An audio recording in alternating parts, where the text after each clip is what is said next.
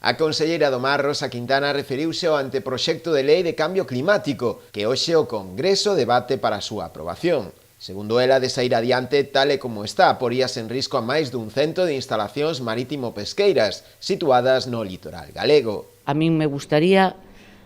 que alguén pensara que sería de Boiro ou de Ribeira si realmente todas as industrias que teñen que ver ca produción ou ca transformación dos produtos do mar hoxe non tuveran seguridade xurídica para seguir facendo inversións e seguir crecendo.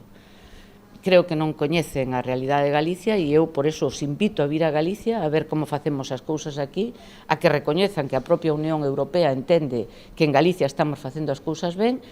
e que polo tanto, eu espero que o sentido común faga que mañá decidan os diputados do Congreso suprimir o artigo 18.3 e .4 da Lei de Cambio Climático. Ante esta situación xa anuncia que de aprobarse sen a modificación do artigo 18.3 e 18.4, a Xunta levará ao Tribunal Constitucional. Esta lei entendemos que é perxudicial para o desenvolvemento da cadena mar-industria en Galicia.